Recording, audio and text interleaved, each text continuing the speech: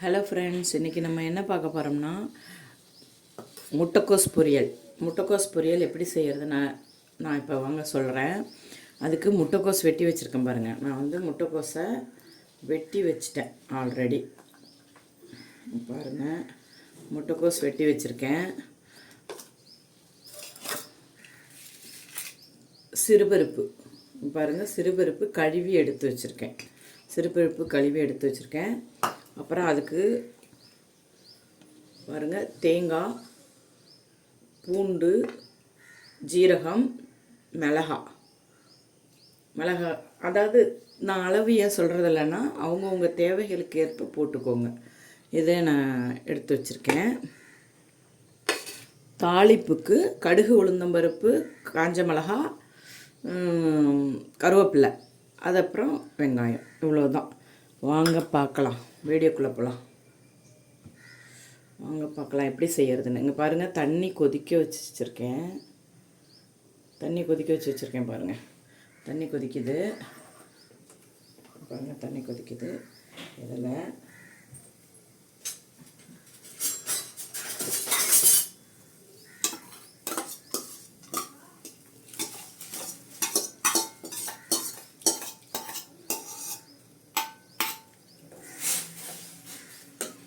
பயத்தம்பருப்பு நல்லா வேகணும். வெந்த உடனே தான் முட்டைக்கோஸ் போடணும்.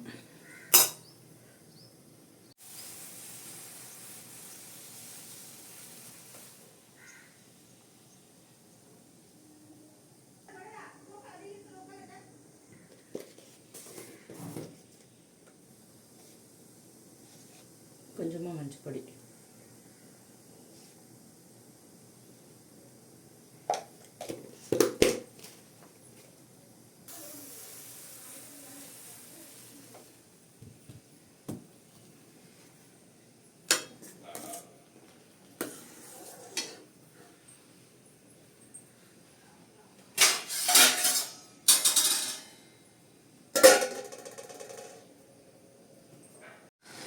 சாரி ஃப்ரெண்ட்ஸ், நான் முட்டைக்கோஸ் போட்டதை காட்டலை, வீடியோ எடுக்க விட்டுட்டேன். ஸோ முட்டைக்கோஸ் போட்டதுக்கப்புறம் முட்டைக்கோஸும் உப்பும் போட்டிருக்கேன். அதுக்கு தேவையான உப்பு போட்டுட்டு இங்கே பாருங்கள், வெந்துட்டுருக்கு.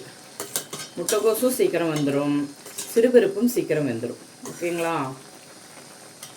முட்டைக்கோஸும் சீக்கிரம் வெந்துடும், சிறுபருப்பும் சீக்கிரம் வெந்துடும்.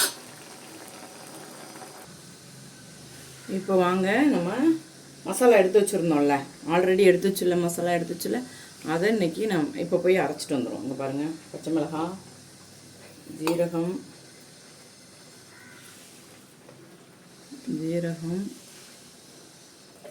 பூண்டு, தேங்காய்.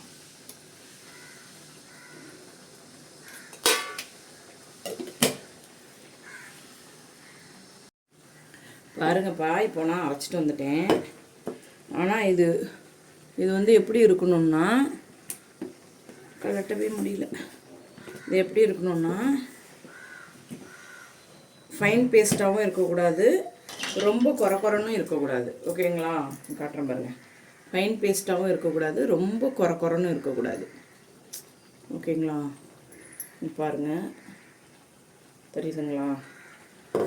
இந்த இப்போ பாருங்கள், நல்லா வெந்துருச்சு பாருங்கள். சிறுபருப்பும் முட்டைக்கோஸும் வேக வைக்கிறதுக்கு ரொம்ப நேரம் ஆகாது, சீக்கிரம் வெந்துடும். இந்த ஸ்டேஜில்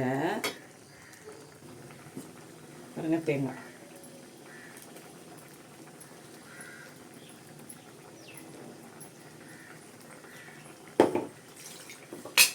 தேங்காவை கொஞ்சம் யாருமே கழுவி கீழே ஊற்றிடாதீங்க, இதில் ஊற்றுங்க.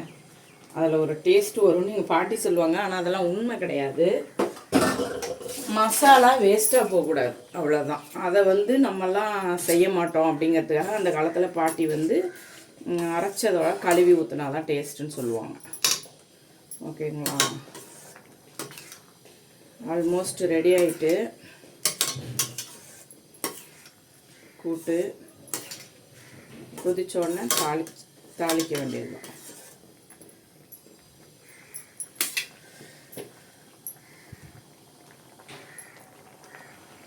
கூட்டு ரெடி ஆயிடுச்சு. இப்போ இதுக்கு ஒரு தாளிப்பு கொடுத்துடலாம். இங்கே பாருங்கள், கூட்டு ரெடி ஆகிடுச்சு. இது இறக்கி வச்சோம்னா நல்லா டைட்டாகிடும். இப்போ கொஞ்சம் லூஸாக தளன்னு இருக்குதுங்களா, இறக்கி வச்சா கரெக்டான கன்சிஸ்டன்சிக்கு வந்துடும். இப்போது இதுக்கு ஒரு தாளிப்பு கொடுக்க வேண்டியது தான். தாளிப்புக்கு தேவையான பொருள் பாருங்கள்.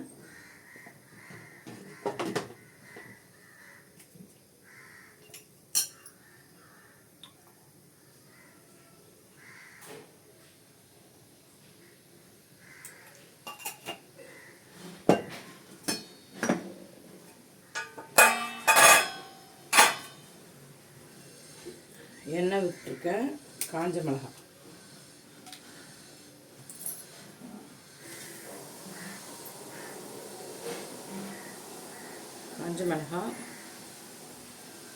உளுத்தம்பருப்பு,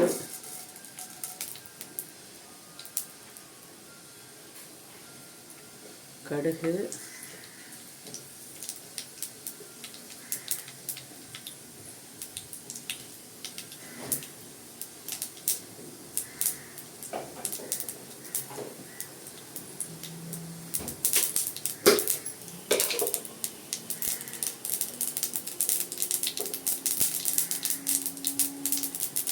கருவேப்பிலை.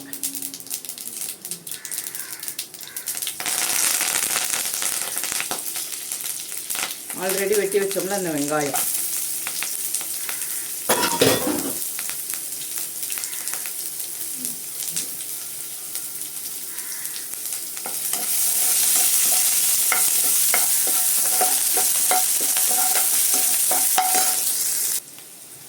பாருங்க, தெரியுதுங்களா? இந்த ஸ்டேஜுக்கு வந்தோடனே, இந்த ஸ்டேஜுக்கு வெங்காயம் வந்தோடனே நம்ம வேக வச்சுருக்க இந்த ஒரு சொருன்னு ஒரு சவுண்டு வருது பாருங்கள், அது வந்துச்சுன்னா தான் இந்த பச்சை ஸ்மெல்லாம் போகும். சில பேர் வந்து கரண்டிலேயே தாளிப்பு பண்ணுவாங்க. அதாவது கரண்டிலேயே தாளிப்பு பண்ணி கொட்டுவாங்க.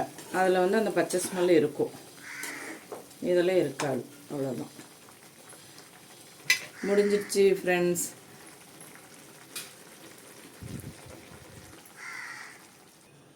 ஓகே ஃப்ரெண்ட்ஸ், இந்த வீடியோ உங்களுக்கு பிடிச்சிருந்ததுன்னா சப்ஸ்கிரைப் பண்ணுங்கள், ஷேர் பண்ணுங்கள், லைக் பண்ணுங்கள், கமெண்ட் பண்ணுங்கள்.